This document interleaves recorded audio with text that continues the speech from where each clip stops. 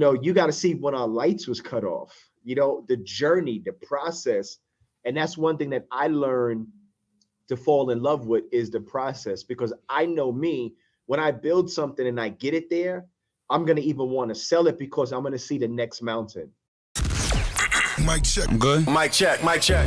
You can read about success all day long, but if you don't put in the work, the mindset, execution, and the hustle behind your vision, it just remains a dream. When everything goes wrong, you have to take all the responsibility. We uncover what high-level entrepreneurs, business owners do to rise up from hustling daily. So do what you feel passionate about. Take chances. The world becomes your library to help you to become better at your craft. Join me as I share with you actionable tips to help you grow your business, learn skills, and help you level up in your self-development journey. Your number one spot for business and personal growth is the Online Hustlers Podcast with your host, Esteban Andrade. Every day I'm hustling. What is going on, everyone? In this new episode of the Online Hustlers Podcast, we have a new studio just for this weekend. So if you're live, you're seeing it on YouTube, then you guys see exactly what is going on in the background, some fancy art. Today in this episode where we do REI marketing conversion, we're going to cover something that a lot of you guys actually go through, feeling burned and going through a lot of hoops in life, a lot of downs, not really being able to figure it out, but also excelling and utilizing these techniques, tactics, strategies, hacks, tips in order to make it happen. And I have today my episode guest is going to be especially giving you guys value. He has about 200K plus in followers in Instagram, and everything is for a reason. It's not that this guy became an influencer in quotation marks just to become an influencer type of person in social media. He actually is achieving great things. He runs a business in real estate wholesaling, real estate investing. He was also been in some of our workshops that we've done with Tiffany High, which we'll also have in these episodes. And before we start, please share this away with everyone. So share this on Spotify, subscribe, make sure that you guys review this, share this with your circle, and make sure that everyone that needs to get this value, these nuggets, get it. Do not be selfish. Just make sure that every single person that needs to get this can listen to it. So I'm going to get this person in, and we got Shamus Goss. That's how he appears on Instagram, to come in here. How are you, my man? How's everything? I'm good, brother. It's Shamus Goss. Goss. I'm good, man. Thank you for having me. We met at Tiffany's event, and it was funny because I was like, I see your ads all on Facebook, and I'm like, I finally put a face to it. But man, I appreciate you having me. Thank you. Oh man, thank you for coming, man. It's honestly an honor that people are able to come, share their nuggets, share the things that they went through and what they're doing right now that work. And today we're gonna do just that. I see you having a great engagement and great following in social media. You utilize social media to your best. You also have a great podcast. What's the name of your podcast again? It's Educate to Elevate. Educate to Elevate. I absolutely love that title. And you coming from where? Are you in the New York area? I'm in Atlanta, Georgia, but I'm originally from New York. Yeah, the Bronx. There you go. Yankees. All right, so you're from New York. I have a lot of clients that are from New York. They're the toughest. Oh, we are. We are. To deal with. We definitely are.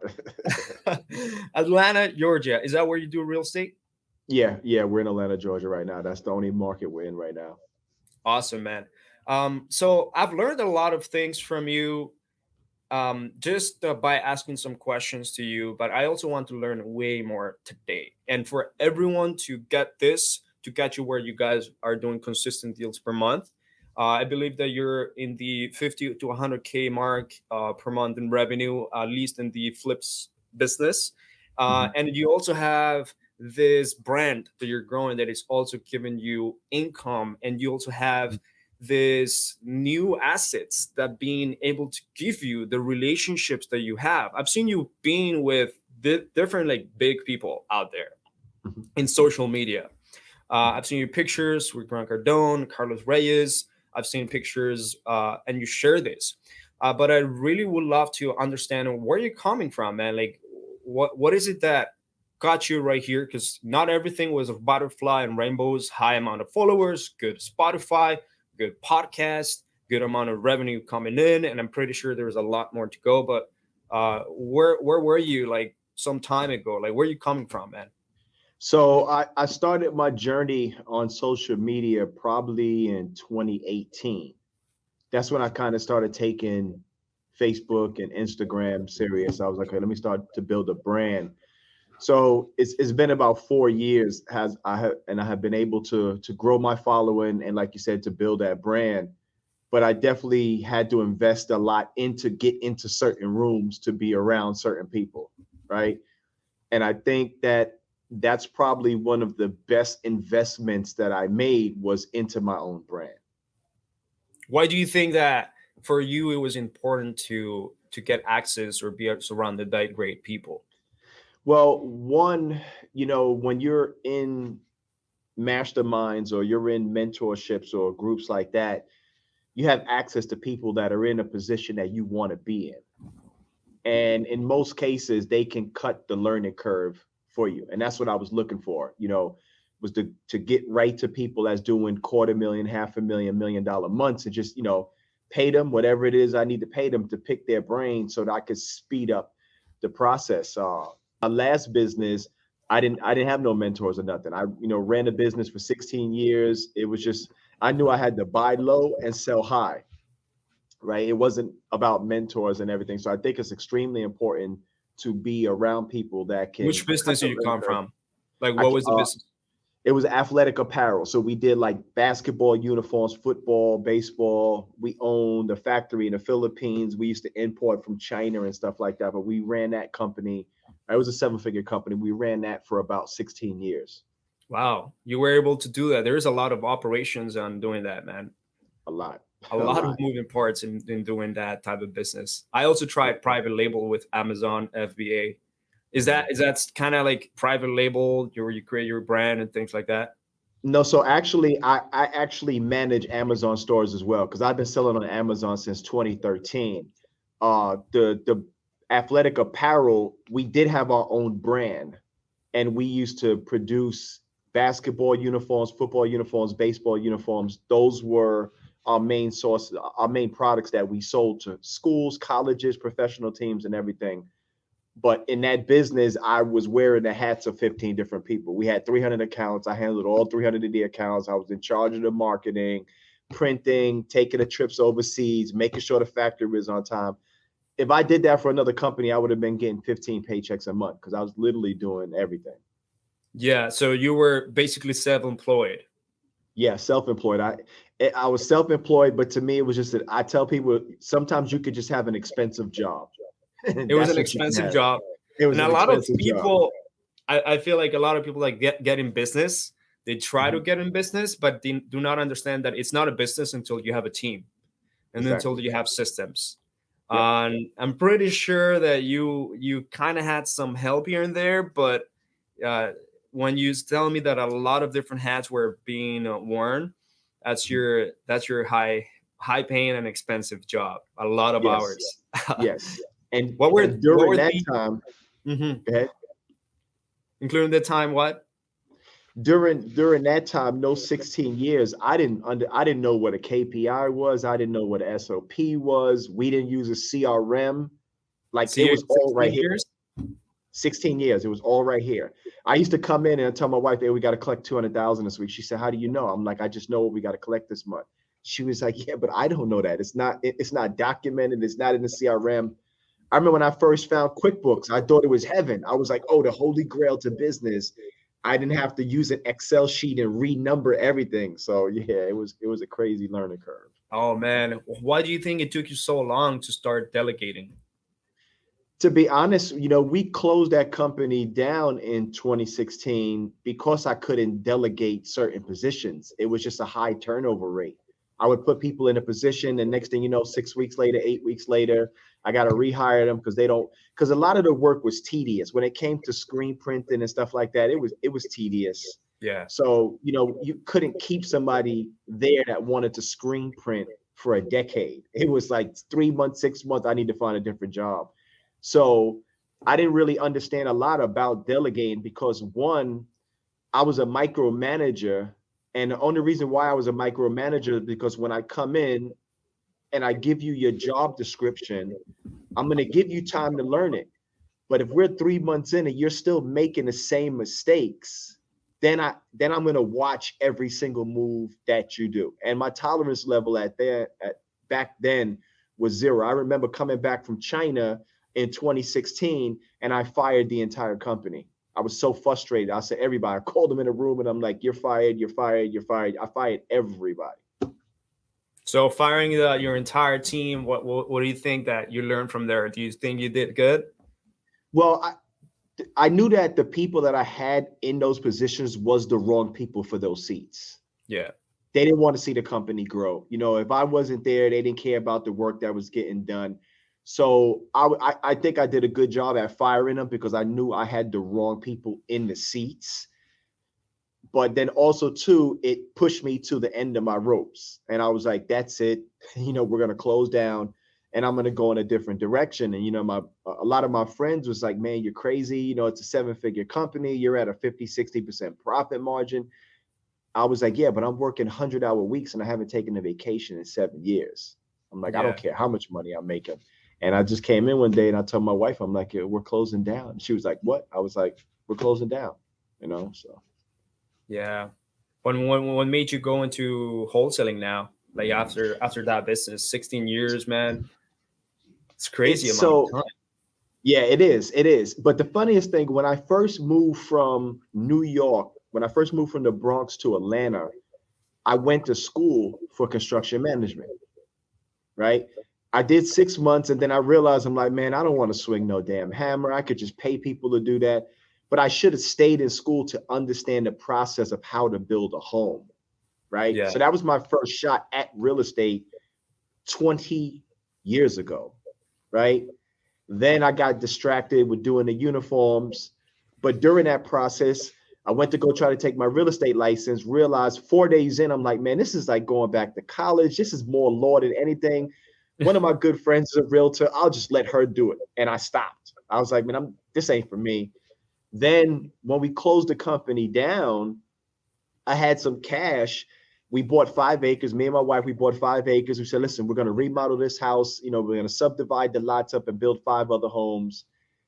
And, you know, we got quotes from contractors. We got, you know, a $15,000 quote. That $15,000 wind up being like 60, 70,000 and they wasn't doing the work. And I said, if this is what I have to deal with real estate, I'm not doing it. So that was my 3rd shot at real estate, right? Yeah. And then my 4th time, when I came back, I got under some mentors, and let's just say that they didn't have my best interests at heart, and I got discouraged. It wasn't until my 5th time, 20 years later from the start date, that I was able to come back and be successful in real estate. Wow, right? So man. it took me time. Like most people would have never took 20 years. You know, if I would have stayed focused on it, if I would have finished school or understood that process, I probably wouldn't have started the other company. But the other company gave me revenue fast. Like daily we was getting payouts. And, you know, that's what we needed at that time. I was young, you know. Okay. Now moving into real estate, you clearly saw the opportunity into having access and connecting with big people. And I believe a lot of people need to do this much better. At the same time, there's a lot more opportunities that happen when you connect with 7-figure earners, 8-figure earners, people that are already way up there. And like I said, I've seen you with Grant Cardone. I've seen you with Carlos Reyes. I've seen you with like interviewing great people in the game. How do you start doing that, man? So it's funny. I started building those relationships back in 2019. After I got past the mentorship with the group of people I was under, I had went to the All In Freedom event. That was the first event that I met Carlos and Sal and Alex. But I already was watching Real Estate Disruptors, Steve Trang. And that's the first place I seen Carlos and Sal and Alex. And then I would watch I pretty much watch every episode from the podcast. So I knew who the major players was in the game. So like I would just go to trips in Arizona. I became friends with Max, became friends with Steve and Pace and Jamil. So it was just over that time going to events. And when I went to an event, I would always sit up front. So you seen my face, you knew who I was. And that's how I kind of built a relationship over time. And then a lot of the big players in the game seen me on social media consistently posting rehabs or whatever it was. And we started conversations. And it's funny because I look back now and I go back to 2019, and a lot of the people that I seen on shows, and I was like, man, if I could just become friends with them. Now I'm doing deals with a lot of these guys. And so it was just building a relationship. You applied the pay to play technique, but you did it right in the sense that not only you sat in the front, but you made sure that a relationship was nurtured and cultivated. Yes. What was your approach with these people? I know that sometimes people really don't know how to build a relationship with higher level players. But what do you think was your edge, your slight edge to make it happen? Now, first, you did VIP tickets, like sitting in the front. Is that right? Yeah. Well, when I went to Freedom, I didn't do VIP. Oh, there you go. Yeah, I didn't do VIP. It's crazy because when I went to Freedom, we was just coming out of a bankruptcy, and I used my rent money to get to Freedom. Because I remember trying to negotiate with the lady at the counter. I'm like, hey, you don't got any AAA discounts to give me the room a little bit cheaper? And I was actually behind VIP, the first seat available behind VIP. I was the first one there. I remember getting down in the lobby at an event that starts at 8. I was in the lobby at 5:45. And it was only one other person that would beat me down there every day. And it was another guy from Atlanta, and we became friends. So we was the first ones there. But then I started going, when I went to events, I went to VIP to get in those rooms, to get into those dinners and stuff like that. And then my approach to most of these individuals wasn't asking them for anything. It was like, this is the value I could bring to you. If you're having an event, I support you. I'm going to come and buy a VIP or buy a ticket so you know that I support you. So, and that's what I did with most of the people. They had a program or an event. I show up, I support them, I add value. And a lot of the relationships just became genuine, friendships. All right. You've seen the power of social media. You've been doing it already for some time. How long you been active in social media now? Since, to be honest, about 2018 is when I started taking it serious. I'm like, okay, let me start to build this. And what's serious for you? What is that? You said what? What is taking it seriously? Posting trying to post every day, watch what I put out there, try to add value, and being on all the platforms, being on Instagram, being on YouTube. I seen people grow. I seen the Maxwell's and them start, and everything came from social media marketing. So once I said, you know what, this is something that I know because to me, social media is your new credit profile. Like the first thing people do is, when I hide, like I'm about 100 pages into my book, and my book coach on our first conversation, she said, I Googled you. She said, and I seen articles and Entrepreneur and everything about you. That's your credit report. Like people are going to go Google, okay, who is Shamus Goss? What does he do? Before they even spend any money with you or look into you. I even had a homeowner was like, yeah, I Googled you to see. And I already knew so I said, what did you find? He was like, man, I just found good articles, your nonprofit. I couldn't find nothing bad. I'm like, yeah, you're not going to find nothing bad because I do good business. But so it's definitely, I think social media is your new credit profile. I think it's your credit report, some sort of background check, some sort of also resume, because you know how you got to apply in the corporate world through a resume and maybe put some videos up and things like that. Just so people can judge quickly whether you can go to an interview. I think social media is a good resume. And if you don't keep it updated, then it's going to look like you haven't worked in a while. Yep. And I think that's how I see it. But what have you been able to achieve through all this social media? Because I want to get to the point where now you have this amazing podcast that you have interviewing these people. Mm-hmm. So I think I started focusing more on trying to post as much as I can, meaning if I was traveling, if I was going on a vacation, if I was at a rehab, I took my followers with me on that trip, because most of the time what they want to see is the experience. Like it's like I said this the other day. I said we all know Steve Jobs, but what I would have liked to known or seen was the documentary when he was in his parents' garage. That's what I would have liked to see. Everybody sees, okay, all right, Shamus is successful, Esteban is successful, yeah, but you got to see when our lights was cut off. The journey, the process, and that's one thing that I learned to fall in love with is the process, because I know me, when I build something and I get it there, I'm going to even want to sell it because I'm going to see the next mountain, so I can't see myself being a wholesaler for 20 years. I'm building capital to get into commercial, to get into lending, to essentially maybe, purchase a sports team or something like that. So I enjoy the process, and I get there. You get to the top of the mountain and you're looking at the next mountain, like that one is a little bit higher.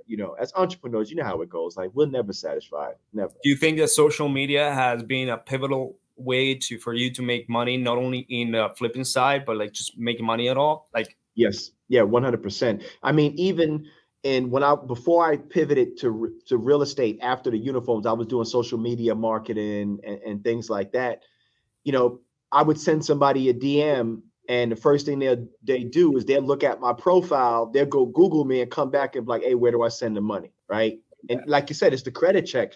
And you could post a picture with an individual, and now when somebody goes to your page, they was like, hey, he works with him. It's by association. There you go. A lot of people have used social media to raise capital, to create partnerships and collaborations, even obviously to sell their products.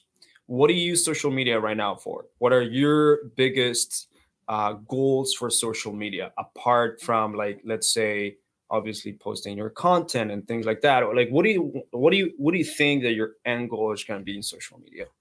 So we're in the process of now moving into the education space. So online, we have to. That's why the last 4 years I've been building my brand. So we're going to move into the education space. And I'm part of a couple of masterminds where guys are doing $40-50 million a year online through education. Wow. Right. So we're moving in that direction. So that's going to be the main thing right now. Like I said, it's just taking the followers on a journey. Okay, this guy's flipping houses, he's wholesaling, he's traveling. But within the next 12 months, we're going to be moving into the education space.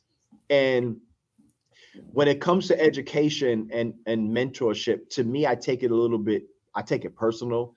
When somebody pays me for a mentorship, I'm going to be on top of them to make sure that they're successful, because their results is going to determine how people look at when they see, he got mentorships out there. Look at his 10 students. These guys are doing $5 million a year. So I had to put myself in the correct position, meaning I'm doing a certain amount of deals. We currently have like 5 or 6 rehabs going on consistently now. So going into the educational space, people will be able to just look at social media, like, this guy just did 3 closings this week. So we know he does what he says he does, and it'll be easier for them to spend money to purchase a course or to come to an event. But it's definitely to build into and go into the education space, and just to build a great community with individuals that need value, that they need to learn. And so going into education, I mean, some people are definitely like that type of mindset of, I learned something and I have to take what I just learned and put into someone else's brain, because that's the only way that life has given you so much knowledge. To keep it for yourself? Why don't you share it away, right? But there's people that also want to take social media for their real estate focused business, and maybe they don't want to like start a course or a program or a coaching or like mastermind and things like that. But definitely use social media for that. Is there any tips that you have there just to use social media for real estate, investing in real estate flipping, real estate wholesaling? Yeah, I think you definitely want to be consistent. You don't have to post every day. If you can post every day, that's good. You definitely want to put samples of your work out there. Show people that you're at closing, show people that you're renovating properties, you're selling properties. You definitely have to show the followers that's watching you, like, this is the business that I'm in, because there's a lot of people out there that teach. They'll do one fix and flip, and then they got an educational course. Yeah. And then they're not in a position. If I ask you about LVL studs, you don't even know those questions. Like, you can't even answer those, but you're pushing a course out there and you're trying to teach somebody else. Hey, and I don't knock anybody, but for me, I had to get to a certain position, a certain amount of deals done before I felt like I'm in a position to now teach it forward and to teach the next generation under me. That's there just my take. You said you had to get to a number of deals done. Right now, you're flipping or wholesaling only? We're doing a little bit of both. So right now, we currently have 5 flips going on right now, and we actually got 2 more. So the wholesaling is going to slow down a little bit for me, because some of the projects we got we have 2 that's tear downs. So it's new construction from the ground up. So I'm still in the process of building my internal team inside the office. So it's going to slow down a little bit for me. My goal this year was just to wholesale about 30, 40 deals, and then to do about 10 rehabs, 2 or 3 of them being new construction from the ground up. So, and plus I have a lot of investors that live out of state, and they have deals in Georgia, but they just don't have the manpower to rehab it or do a hotel. So I'm helping investors do that as well. Oh, that's great, man. Now, in real estate, you've been able to get to the point where I've hit the goal. I have this goal, and I'm passionate about teaching others how to also be successful, how to create a consistent income through real estate, how to get into the real estate game better. What do you think it really got you? What are those superpowers that you currently have that got you going into the flipping business in real estate and wholesaling that is really changing your game? What are those things?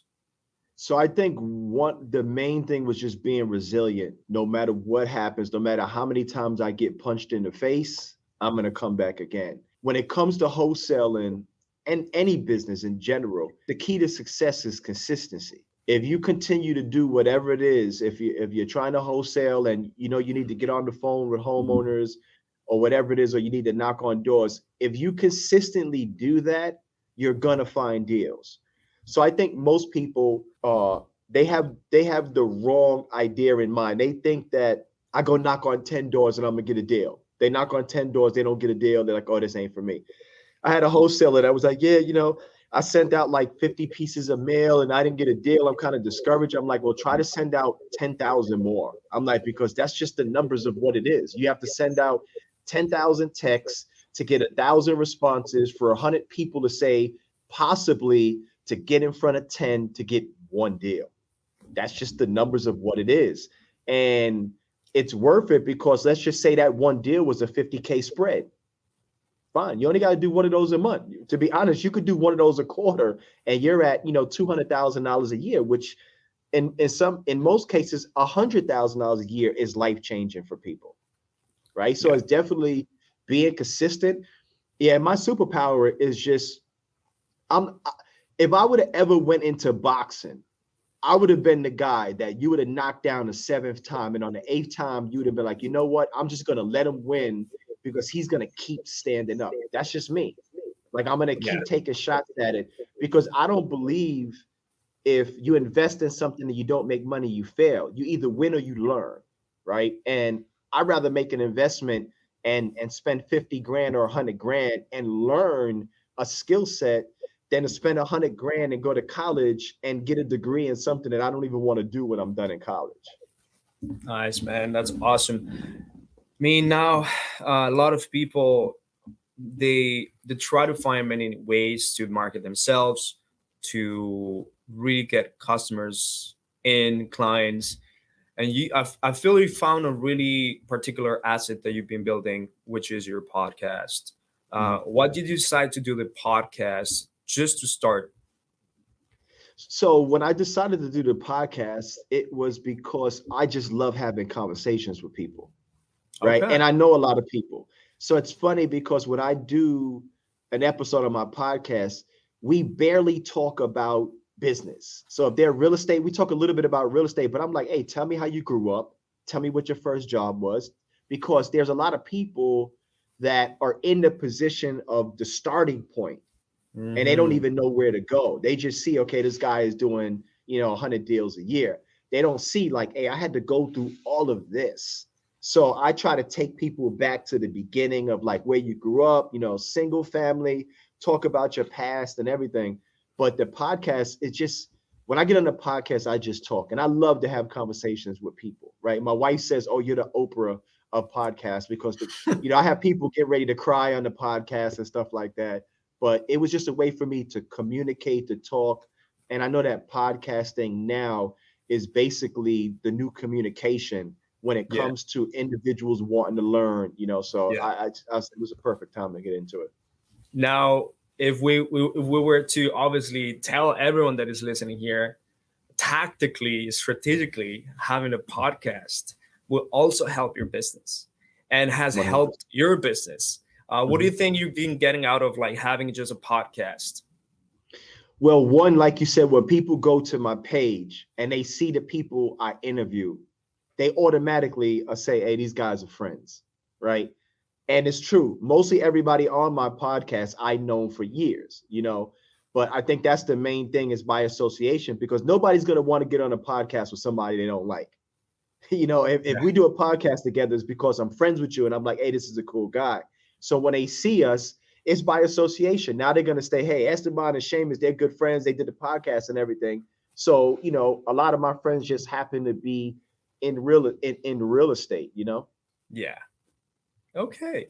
Now, I see that from your podcast, the way that you have it set up, you really, you said that you don't really want to talk about business, and you really want to understand what have been the pain points, and that are relatable pain points, relatable stories of people. Why do you think that's important? Why not going straight to the point? Like, why not like teaching straight people and not letting them see exactly what happened before?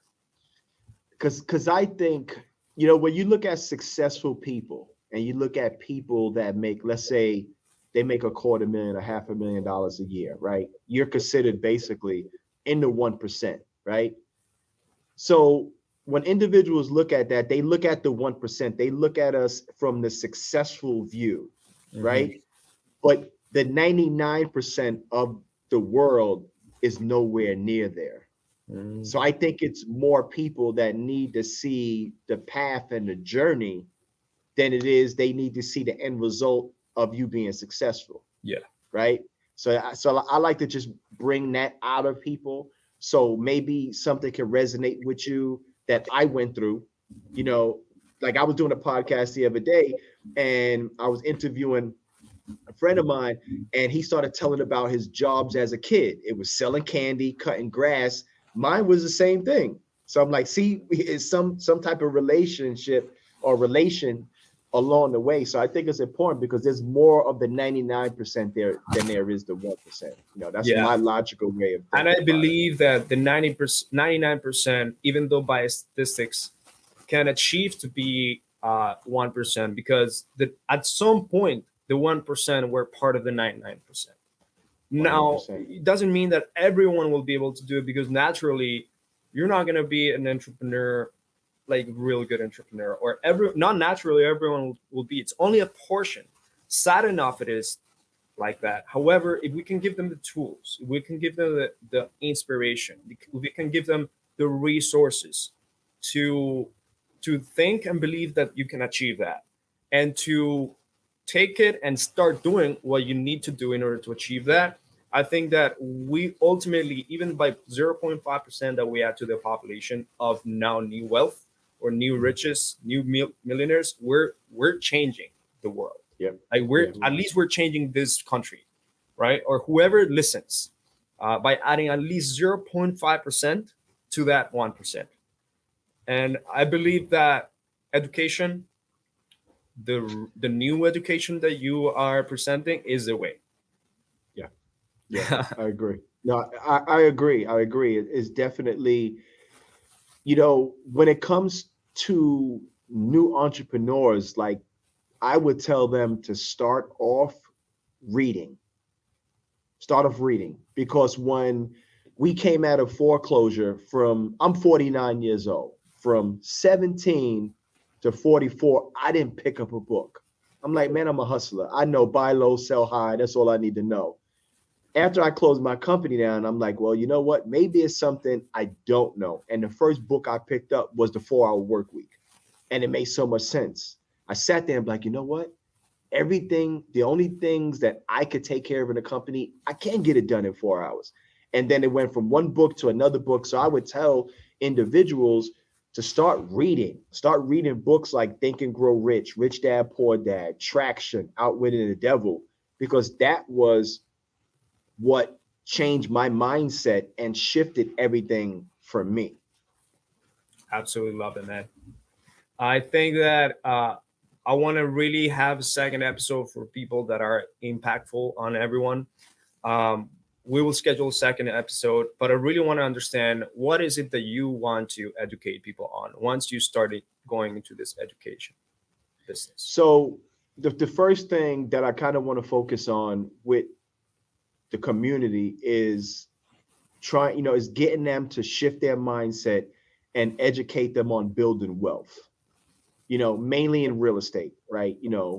Any any business that you're going to get into, your goal is to make money. And I think as an individual, as an entrepreneur in your family, I just believe that every family has that one person that changes the trajectory for everybody to come after them. And, my goal is just to empower those people that will wind up changing everything for their family. That's my main goal. Educate them on real estate, educate them on buying assets and delaying gratification and things. Like right now we're in the process. I'm trying to get as liquid heavy as possible. I'm selling cars, I'm selling things because I'm like, listen, I could buy that car again, but when these houses drop down to 40 cents on a dollar, it's not going to last that long. And this is going to be the biggest transfer of wealth, I believe, in the history of the United States is what's coming right now. Like people have been waiting. Everybody's, complaining, oh, those interest rates are going up. Their interest rates are going up for everybody, but there's people sitting there with a bag of money that has been waiting on this since 2008. And they're partying now because they're like, now it hit. So it's educating them on how to purchase assets and just teach them that real estate. If you look at the majority of millionaires and billionaires in the world, a lot of their wealth comes from real estate. So we don't have to reinvent the wheel. Like we need to own real estate.